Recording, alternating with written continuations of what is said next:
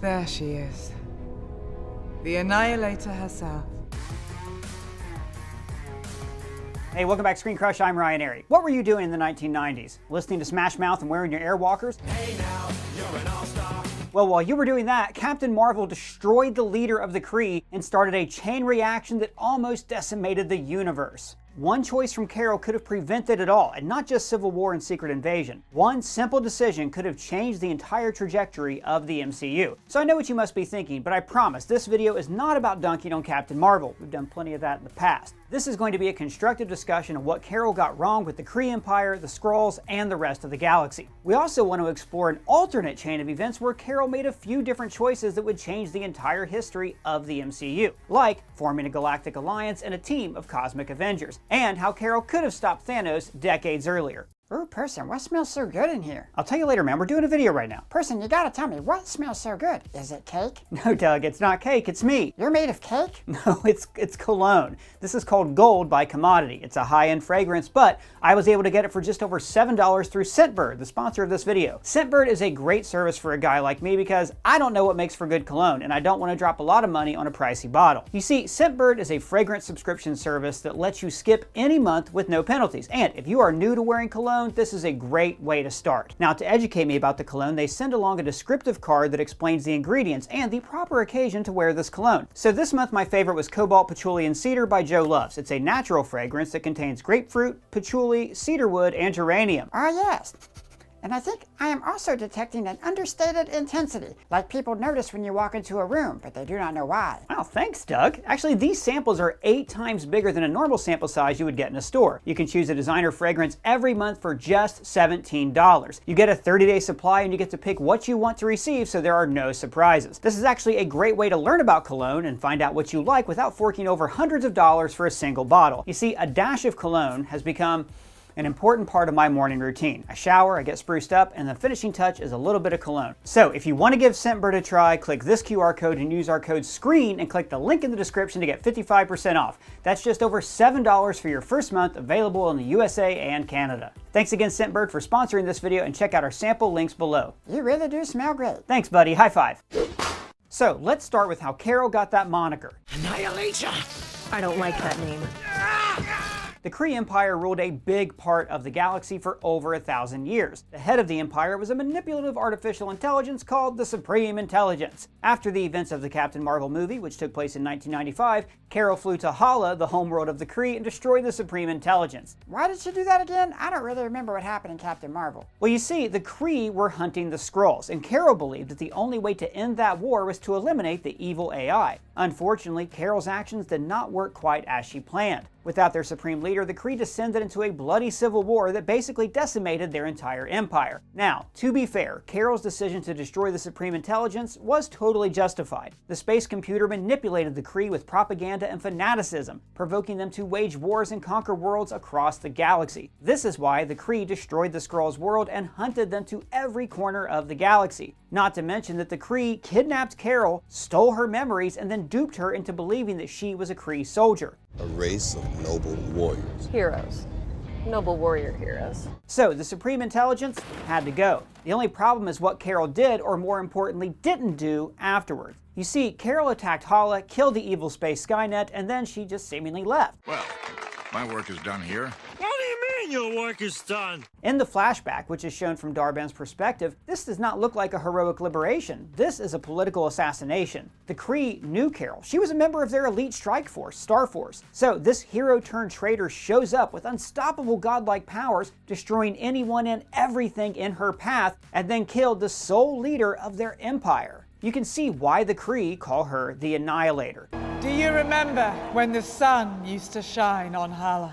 How beautiful our home was before the Annihilator. Now, it's unclear if Carol tried to explain why she did what she did, or if she attempted to redirect the Kree society in a new and better direction. The Kree knew that they were being ruled by an AI, and most of them were just fine with it. The Supreme Intelligence wasn't just a machine that governed the Empire, it also controlled every aspect of Kree culture. The Kree were willing to fully submit to their leader. It was like a god to them. No one can look upon the Supreme Intelligence in its true form. Our subconscious chooses the way they appear to us, so it's sacred, it's personal. There is a clear religious fanaticism toward the Supreme Intelligence, and this explains why the Kree could not change their culture without some help from Carol. We must all be ready to join the collective. I am the collective. Carol lived among the Kree for years. She had to know how completely dependent they were on their leader. And without the Supreme Intelligence, they were like the humans in WALL-E. So is it any wonder that the Kree cannibalized themselves in a bloody civil war that decimated their entire empire? And so, either Carol condemned the entire Kree civilization for being an oppressive empire, which is terrible collective punishment for every person in the empire, especially the innocents, or she actually believed that once the Supreme Intelligence was removed from power, the Kree would just choose freedom despite centuries-long programming. Yes, you're free, if you weren't before. Now, I don't want to make it sound like we're saying that Captain Marvel was the real villain. You can't blame a hero for trying to free people from oppression, but when you topple a dictator, you better make sure there's someone better to pick up the torch. You must build an alternative infrastructure. Otherwise, you're going to create a crisis that is going to hurt countless innocents. Yes, we are the conquering heroes. Particularly when the people sacrifice their individual freedom and agency to follow a tyrannical artificial intelligence. With the Supreme Leader gone, many warlords rose to power, fueling the war and furthering the suffering of billions. Carol's actions likely caused the indirect suffering and deaths of countless innocents who were just caught in the crossfire. Not to mention other parties who likely capitalized on the Empire's collapse and began attacking its borders, likely killing even more innocents. And even with the Civil War coming to an end, Ronan and Dar-Benn are proof that the Kree Empire didn't get any better following the death of the Supreme Intelligence. She tore a hole in space-time. That is a different reality bleeding into ours. If anything, the Kree got much worse. The Civil War bankrupted Hala from its natural resources. The air is barely breathable, they're suffering from a drought. Also, their sun is dying. So Hala is basically Krypton? Yep, pretty much. The fact that Carol knew that the Kree are literally suffocating on Hala is sort of a serious condemnation against Carol. Obviously, the Kree destroyed themselves all on their own, but it all goes back to Carol's choice in the 1990s. And Carol knows that she messed up. She even admits it. But I just made it worse. I'm the reason why the Civil War started in the first place. I'm the reason why they couldn't breathe the air. That's how I got the name Annihilator. She felt so bad about her role in the Civil War that she was afraid to face Monica and Maria on Earth. And not to pile on too much, but we got to address the Skrulls debacle. Skrulls. In the 1990s, Carol promised to find them a new home where they would be safe from the Kree. I'll help you find a home. And it seems like she lived up to her promise. She found them a home. However, then their colony was destroyed by Dar-Benn, who stole all the air from the planet as payback for what Carol did to the Kree. Death begets death. It is a cycle of destruction. However, according to the very confusing events of Secret Invasion, many Skrulls found refuge on Earth before this even happened. Timeline got f***ed up. You see, despite Carol making her promise in the 1990s, the Skrulls were not welcomed anywhere in the galaxy. Wait, why not? Because even the Kree Civil War didn't stop them from hunting the Skrulls, so Nick Fury made a deal with them. While you work to keep my home safe, Carol Danvers and I will find you a new one. Liar! Fury basically exploited the Skrulls, using them as his personal shape-shifting spy network without ever living up to his end of the bargain. Well, he did marry a Skrull, so he ain't that bad. Yeah, a wife we will never ever hear or see in the MCU again. Anyways, this led to a Skrull called Gravik to turn on Fury and attempt to conquer Earth by exterminating humanity. Fury and the good Skrulls stopped Gravik. However, humanity discovered the Skrulls, and now President Potato Head declared war on every alien on Earth, especially the Skrulls. And we will kill every last one of you. So Carol just sent all the Skrull survivors to a world where they will be public enemy number one. I can't catch a break. The events of Secret Invasion are not fully Carol's fault, since it was a combination of horrible choices by Nick Fury and Gravik. Unfortunately, it all goes back to Carol's decision in the 1990s. And you see, there's something major that the show fails to explain. Earth is the only safe world for the Skrulls. Why? Well, first, humanity is pretty much oblivious to space politics. Skrulls? Shapeshifters. They can transform into any life form down to the DNA. Oh boy, you guys don't have any clue, do you? So the Skrulls could easily hide in plain sight and not worry about the Kree. And that's because Carol made it clear to the Kree that Earth is off limits. So by Carol leaving the Kree Empire in complete disarray, she created the butterfly effect that echoed decades later. Consequences Carol's mistake almost led to the destruction of another civilization, because on top of the Civil War and the crusade against the Skrulls, the Kree were in the middle of a 1,000-year war with the Nova Empire, a war that ended shortly before 2014, and it's what set into motion the events of Guardians Volume 1. The Kree and the Nova Corps agreed to sign a peace treaty, and this treaty is the reason why Ronan joined Thanos. He went from being an accuser in the Empire to a fanatical pariah. In fact, Ronan took part in the Mad Titans crusade as he killed half of Drax's people. And then Ronan got the Power Stone and almost destroyed Xandar. And don't worry, we're going to get to Thanos in a moment. So where did Captain Marvel go in all that time? What was she doing? Where was she been? Well, I'm sure that Carol wasn't just sipping space margaritas on some beach all those years. Carol has a lot of ground to cover. She's an intergalactic hero, going from one star system to the next, helping anyone she can. And the universe is huge. I'm covering a lot of territory. The things that are happening on Earth are happening everywhere. And for all we know, Carol is one of the only active space heroes. Thor and the Asgardians mostly protected just the 9 realms. And of course, the Avengers would not assemble until 2012. So it was all on Carol, alone, protecting space for a very long time. That being said, there's a 23-year time gap between Captain Marvel and Infinity War. And by the time we got to the Marvels, it's been 30 years since Carol destroyed the Supreme Intelligence. Carol had a personal connection with the humans, Skrulls, and the Kree. So it is hard to believe that in all that time, she never checked on any of them. And I mean, do we even really need to ask why Carol didn't do anything about Thanos? Even if she was super busy on the other side of the universe, she must have heard about the guy who killed 50% of all the civilizations across countless planets. Not to mention the High Evolutionary, or the Celestials. So Carol could have stopped Thanos, right? Well, since the MCU didn't bother doing it, we will. Rather than continue bashing Carol for the MCU's writing mistakes, we want to take a more constructive approach with the rest of this video. So let's explore how one decision from Carol could have changed the trajectory of the MCU completely. We're going to treat this like it's an episode of What If. This is where the fun begins. So, back in the mid-1990s, Carol destroyed the Supreme Intelligence, but in this timeline, she doesn't dip for 30 years. Because the first and most important thing Carol must absolutely do is to rehabilitate the Kree. Stop the Civil War before it even begins. And not just for the sake of the Kree. In theory, Carol could have tracked down Thanos and smashed him. She could have defeated every big space baddie, but it's not that simple. Because the universe is massive and there are countless threats out there, there will always be more space baddies and there's only one Carol. This is why there needs to be a system in place that protects the universe on a cosmic scale. Carol should have used the Kree Empire as an ally. The Kree Empire was a massive galactic empire that covered a good chunk of the galaxy. At one point, the Kree colonized 25% of the galaxy. Now that's really crucial because they have ships and soldiers and the resources to enforce their rule in those sectors. It could have become a galactic force that could stop most cosmic threats, even Thanos, assuming the Kree actually wanted to do some good as opposed to conquer and war. So how do you make the Kree the good guys?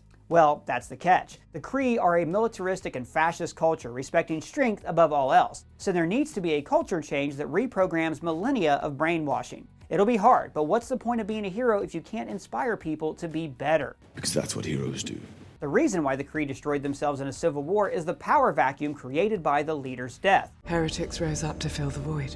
Carol could have prevented that by taking charge of the Empire. So Supreme Leader Danvers? Well, not as an empress, more as a guiding force. After all, for the Kree, the Supreme Intelligence wasn't just a leader. The entity was their guide and their very corrupt moral compass. Carol lived among the Kree for a few years, so she should be able to see a way to transform their society into something less fascist. Wendy Lawson, aka Marvel, is proof that not all Kree were fanatics. She was a Kree scientist who was trying to help the Skrulls after uncovering the Supreme Intelligence's lies. MCU Ronan would probably never work with Carol, especially because he wants to decimate Xandar. However, Dar-Benn might have been a voice of reason among her people. But she's evil too, though. Well, not exactly. The downfall of the Kree forced her to take the most drastic measures. But Dar-Benn seems to truly care about her people. That amount of energy, it would kill you. If my life is the cost, so be it. She became a villain out of necessity after her people became collateral for a superhero's actions, which I guess from a certain point of view makes Dar-Benn the Zemo of the Marvels. They're both villains who seek vengeance against heroes whose actions led to the deaths of their people and the destruction of their homes. In both cases, the heroes fought an evil AI and then they just left, forcing the villains to pick up the pieces. Although, whereas Zemo was right, Dar-Benn essentially stole her evil plan from the plot of Spaceballs. Suck.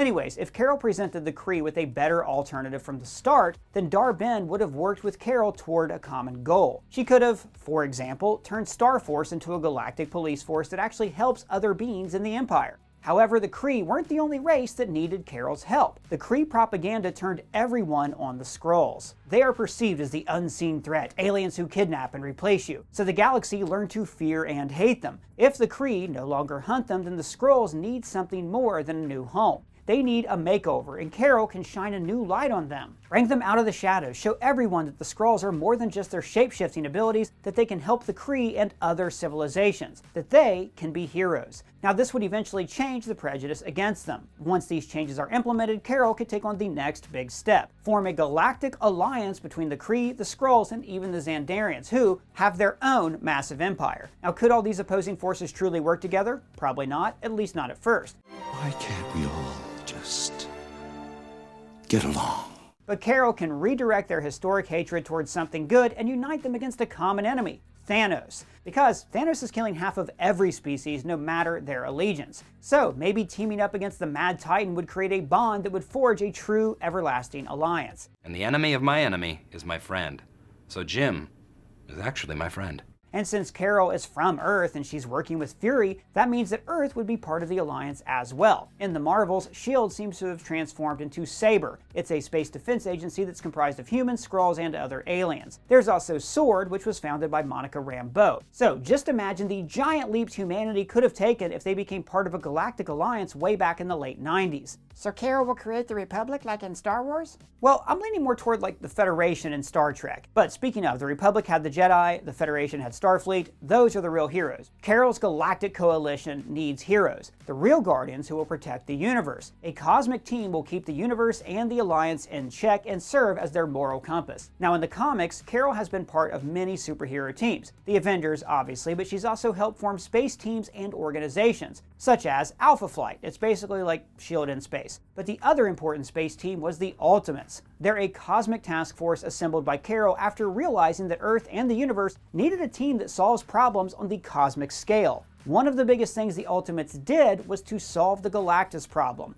You know, the space giant who eats planets. So in theory, that's the kind of team that Carol should have assembled. But there's one problem. There weren't that many active heroes on Earth back in the 90s, let alone in space. I mean, most of the Avengers were in high school at that time. However, the second season of What If gave us a preview of what that could have looked like. In an alternate timeline, the Avengers assembled in the 1980s to stop Ego. The team consisted of Hank Pym, T'Chaka as Black Panther, Thor, Mar-Vell, Bill Foster as Goliath, and the Winter Soldier. And they were joined by Peter Quill and Hope Van Dyne. This team was assembled in 1988. That's 7 years before Carol became Captain Marvel. So if Carol would have assembled a team of heroes, the lineup would have been slightly different. Carol and Thor could have teamed up, and they would rock it so hard. I like this one.